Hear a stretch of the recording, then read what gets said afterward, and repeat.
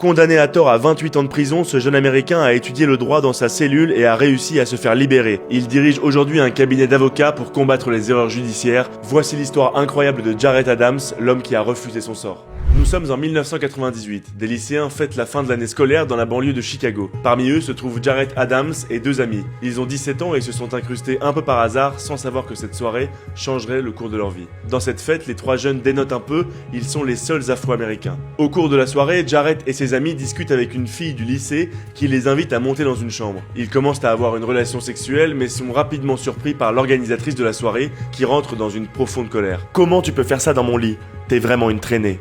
3 semaines plus tard, Jarrett reçoit chez lui une convocation de la part de la police de Chicago. Il est accusé de viol en réunion. À partir de ce moment-là, le jeune garçon est pris dans un tourbillon judiciaire, assisté par un avocat commis d'office peu expérimenté. L'accusation n'a pas d'autre preuve que le témoignage de la jeune fille, mais Jarrett Adams est condamné à une peine de 28 ans de prison. C'est le début du cauchemar. Il est incarcéré dans une prison de haute sécurité de l'état du Wisconsin. Jarrett raconte qu'il partage sa cellule avec des tueurs, des violeurs en série. Lui n'est même pas encore majeur, mais surtout il se sait innocent. Le jeune homme va alors faire preuve d'une force de caractère absolument hallucinante. Puisque son avocat a échoué à le défendre, il va le faire lui-même. Il emprunte des livres de droit à la bibliothèque de la prison et étudie son cas, les différents recours qui pourraient l'aider à sortir. Il monte un dossier de défense et contacte l'organisme Innocent Project qui accepte de l'aider à plaider son innocence en cour d'appel. Et ça marche. En février 2007, quasiment 9 ans après son incarcération, Jarrett Adams est finalement libéré. Commence alors une lente reconstruction pour le jeune homme à qui on a volé sa jeunesse. Mais Jarrett a vécu cette épreuve comme un appel du destin. Personne ne doit plus jamais vivre ce qu'il a traversé.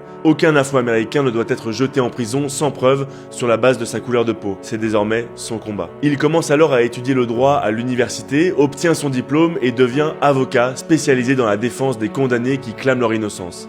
Aujourd'hui, Jarrett Adams dirige son propre cabinet d'avocat et lorsqu'il se rend au tribunal, il n'a plus les menottes au poignet mais porte fièrement sa robe d'avocat.